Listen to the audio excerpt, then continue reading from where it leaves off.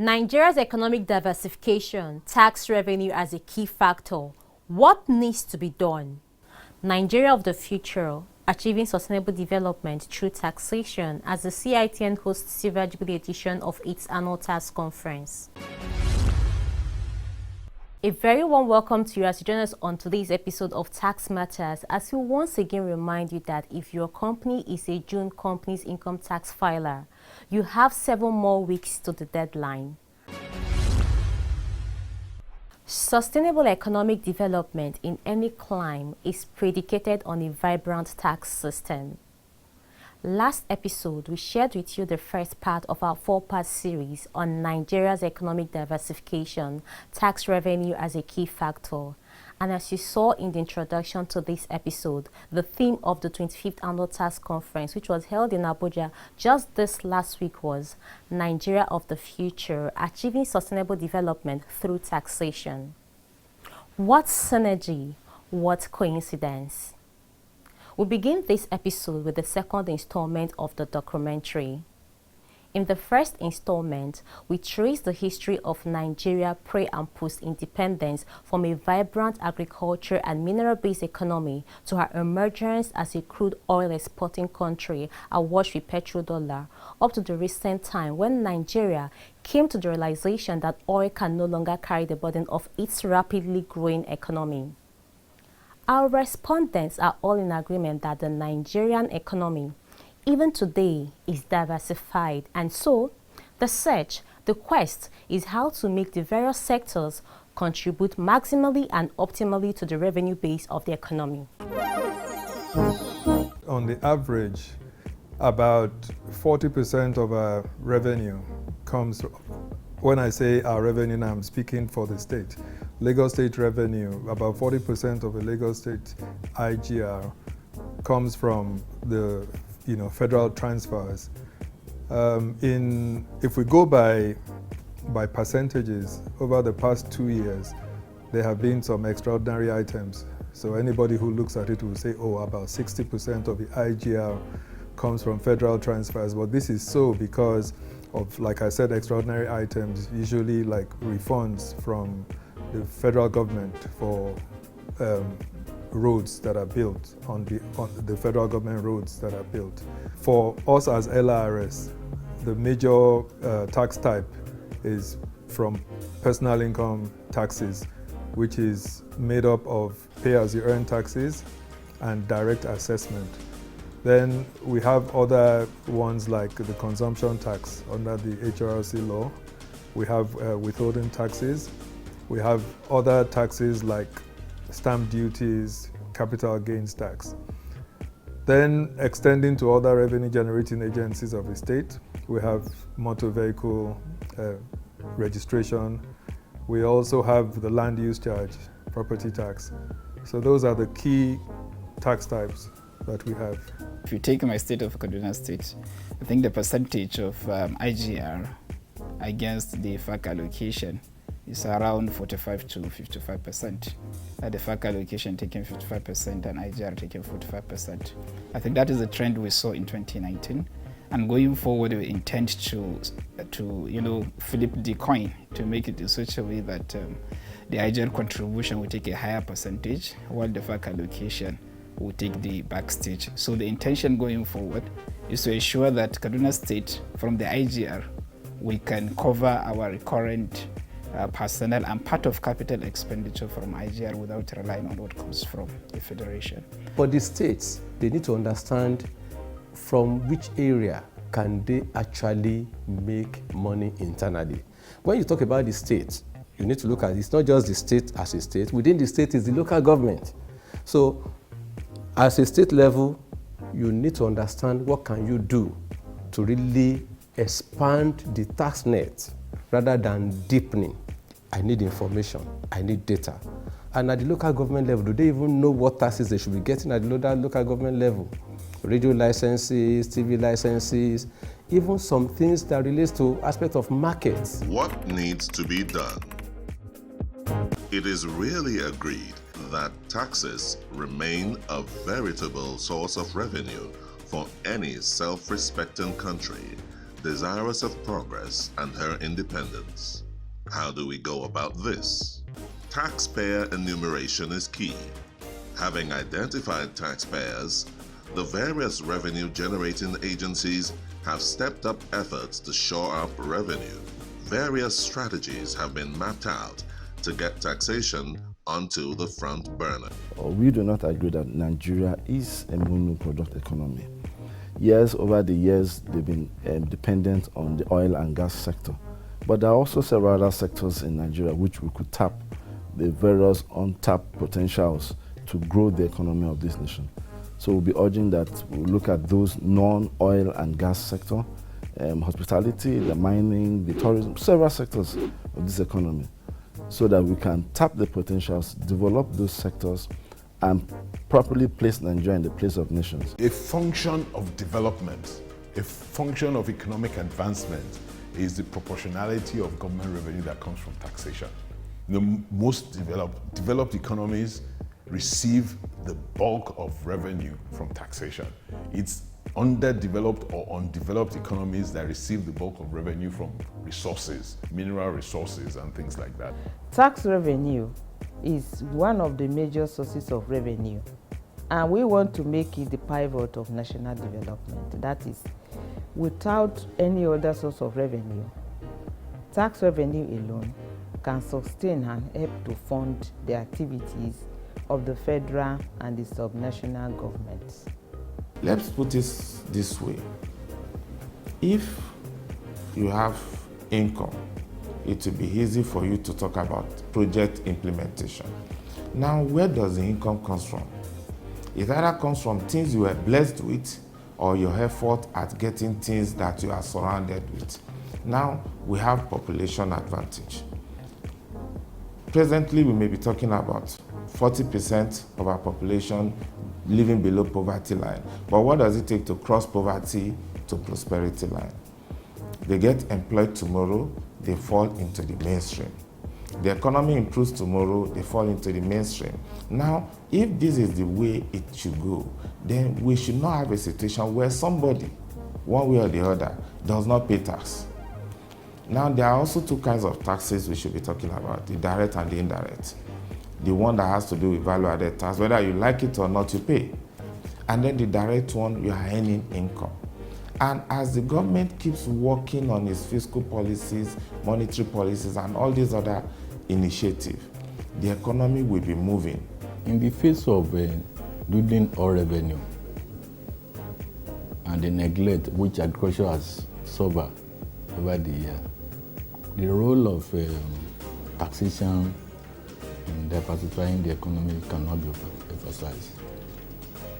Taxation is a key and sustainable source of revenue, and that is why concerted efforts are being made to ensure that we shore up the ratio of tax to GDP, which is dismally low at 6%. Like I said earlier, the oil revenue has continued to dwindle and dwindle, to the extent that even some states are finding it difficult to pay salary. Tax revenue is important because you need tax revenue to render services. We have been complaining about issues of infrastructure. We have been complaining about issues of security. We have been complaining about the issue of schools, public schools, general hospitals, our roads, water supply. There's a whole lot of public services that we need to provide. We need revenue for it. And if you don't have the revenue, how do you provide it? These things will degenerate, and at the end of the day, the citizens will complain about welfare issues. That the government is not doing this, the government is not doing that. So tax revenue is very, very important. The taxes that citizens pay are pooled together. They are pulled together, and it is based on that pool that the government is able to forecast, is able to plan for development purposes. For example, the budgetary allocations that are made to different ministries, MDAs, every year are based on the forecasts that government is able to make about the tax, about the revenue it intends to generate for a particular year. We are aware of the energy transition movement in the whole world. There are a number of forecasts that in 50 years to come, oil will be irrelevant. But we also know that oil will continue to require energy. You continue to require cheap energy, and we know also for sure that oil will still be relevant in the next 50 years to come. There are viewpoints, but the reality is that even in 50 years' time to come, oil will be relevant. What it means for us today is that you can use your oil resources to create the revenue that will be injected to other sectors, which will now create the new prosperity. You can also use oil and its derivatives, particularly gas itself, to ginger development and growth of industries in our country. This is what we are focused on today, and doing that means you can continue to create more wealth. When you process oil, it comes with a number of byproducts. What is known easily to people is diesel and petroleum metals, or petrol as we call it, and probably DPK or kerosene as people call it. That's what is known to people. But when you process oil, it has so many other derivatives. There's so much you can do with it. You can produce cooking gas, you can produce petrochemical materials that you can use to make plastics. You can do it, can also process to get enough gas to even produce ammonia, which is used in making fertilizer. So you can see it's a wide range of possibilities in oil processing, which people are not aware of. And because our industry has grown to such an extent that it assumes everybody knows what is happening. But I can agree with you that people need to know more. Oil processing is a massive business. It's a business that puts many other values more than what we know about it today. Taxation, its role in assisting the economic diversification in Nigeria cannot be overemphasized. Apart from the fact that through taxation we generate revenue, it equally reduces inequality and it gives road to a stronger fiscal discipline. Now, apart from this, when we talk about economic diversification, we are looking majorly at two things. One, the trade structure. We want to know whether you have a quality product that you are taking to a better or new market. Two, we are talking about domestic production. How are the input from different sections of the economy bring about reallocation of resources within the industry. So if you look at these two, there is no way they can function effectively well without a vibrant tax system. We are going to use this tax money to develop our own people that will sort of take us to other levels, not only depending on the oil money, going into other sectors, agriculture, mining. So many areas are there that we can go into. But how can we go into that without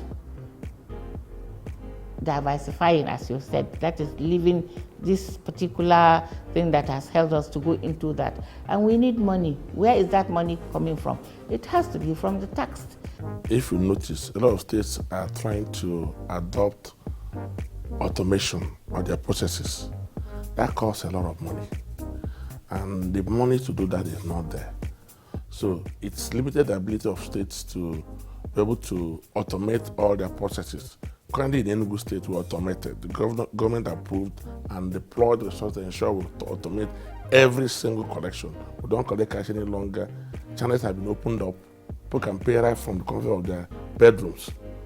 That's the way to go. A lot of states haven't been able to achieve that because of lack of resources. So that's one. Second one is in the area of, like I said earlier, legislation. Need to review tax laws. That's very, very, very key. And then we need further collaboration between the states and the Federal Inland Revenue Service. The FIRS is like the umbrella body for everybody.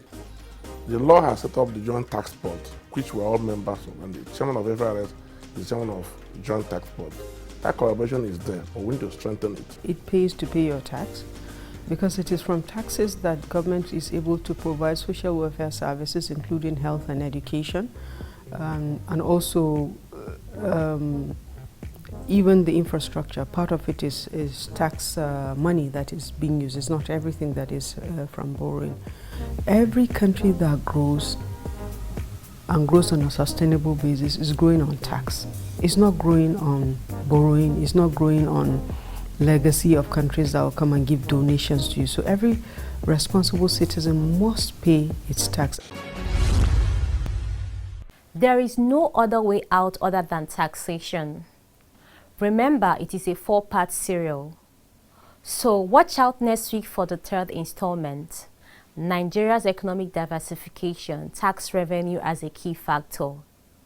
That leads us to the story of the 25th Annual Tax Conference, which coincidentally is on the same trajectory.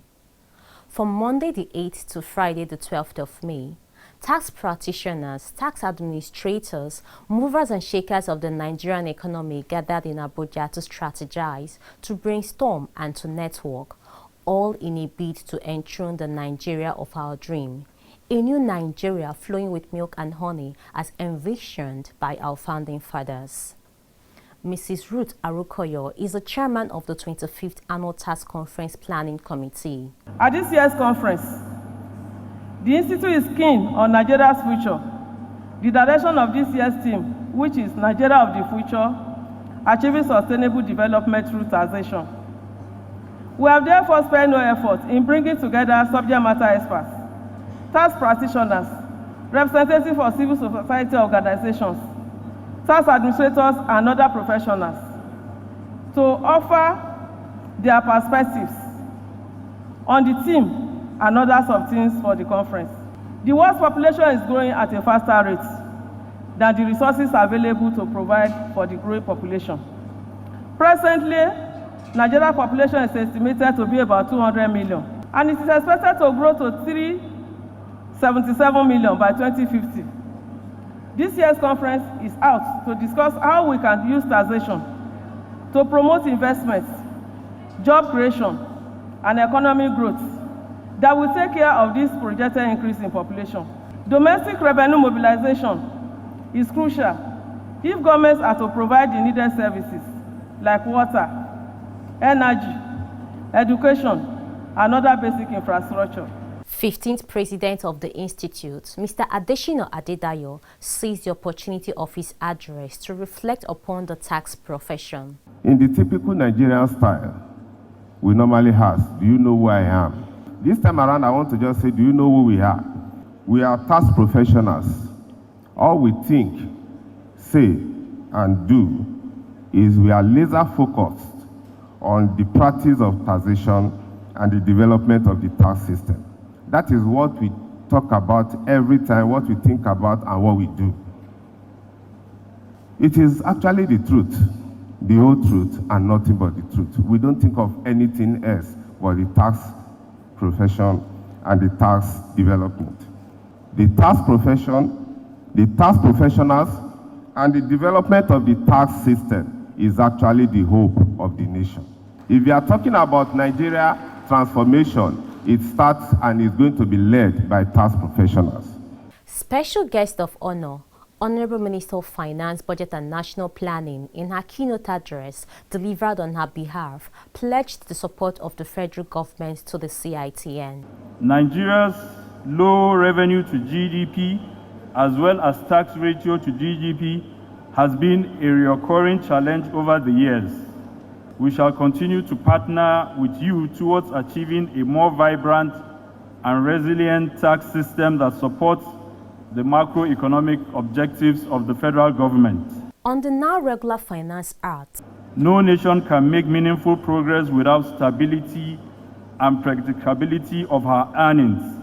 Hence, the need to shift our focus on how we can generate more revenue that will sustain the economy for greater development. Towards this end, the federal government has carried out extensive fiscal policy reforms through the Annual Finance Acts.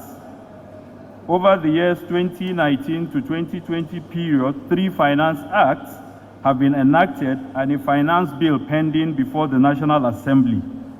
The primary objectives of these acts is to progressively reform the fiscal environment and enhance non-oil revenue while supporting the implementation of the annual budget.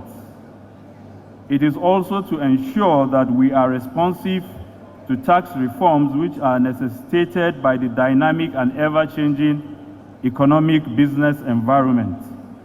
The overall aim of the various finance acts is to reinforce the administration's public financial management reforms and accelerate domestic revenue mobilization. The minister also spoke about the feats being achieved by the FRS. Currently, non-oil revenues have remained more stable than oil revenue. For the first time in history, the Federal Inland Revenue Services crossed the 10 trillion naira mark in revenue collection with a total collection of 10.1 trillion.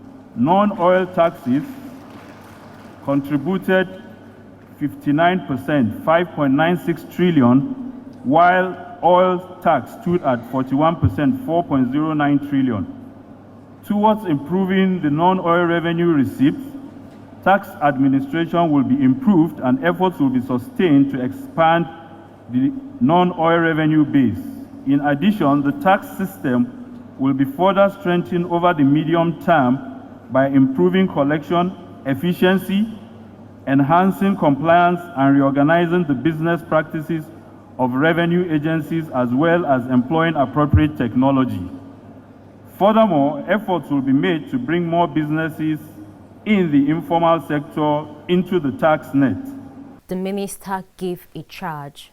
Another critical area which I would like us to reflect on extensively throughout the period of this workshop is the issue of how we can appropriately tax new business models and their profits in an increasingly digitalized economy. We need to critically analyze the solutions to address the tax challenges of the digitalized economy, Pillar 1, and the global minimum tax regime, Pillar 2. In his message to the Institute at the 25th Annual Tax Conference, Mr. Muhammad Nami, Executive Chairman FRS, extolled the extant Nigerian tax system. Tax revenue has been about the only major source of funding the Federation account in recent times. This disturbing phenomenon makes it imperative the need to mobilize experts and professionals in the field of taxation to brainstorm and provide solutions. Another setback in our tax system, which I would like to draw our attention to, is our current situation of operating fragmented tax administration as a country. Undoubtedly, this has been a bane in developing a robust tax system and affecting our growth in tax to GDP ratio. Harmonization of our tax administration system aimed at enhancing efficiency and tax compliance is ultimately the way to go, as there's a correlation between steady growth of tax revenue generation and tax harmonization, as is evidenced in other claims. As government's primary revenue generating agency, the Federal Inland Revenue Service, FRS, is faced with huge expectation to fund the Federation, and as such, it becomes necessary that all hands are on deck to ensure that no stone is left unturned in our tax revenue mobilization drives. At this juncture, I'd like to specially call on all relevant professional bodies to join efforts with FRS and enhance collaboration towards ensuring that taxpayers are professionally guided and advised in order to achieve optimal tax revenue collection. Goodwill messages were delivered by stakeholders. In the course of the four-day event, several papers were presented, panel sessions were held, the finals of the National Tax Quiz competition was held, games were played, and a gala night was held to round off the conference. At the gala night, the immediate past registrar of the CITN, Mr. Adefisayo Awuba, the FCTI, who retired after 2 terms, was honored for his meritorious service to the institute. The gala night was also used as an opportunity to launch the CITN history book. Fuller details on those exciting moments will be shared with you in subsequent episodes of the program. I'm a very busy man. My business involves a lot of traveling and I interface with lots and lots of people and organizations. Tax compliance used to be a big drag on my business. It was time-consuming and very costly. But now, no more. Introducing the FIRS Tax Pro Max, the truly fully end-to-end tax administration solution for companies' income tax, value-added tax, petroleum profits tax, and all other tax types. For fast, efficient, and convenient end-to-end tax experience, log on to www.taxpromax.firs.gov.ng. Tax Promax has turned things around for me. It is fast, user-friendly, and cost-effective.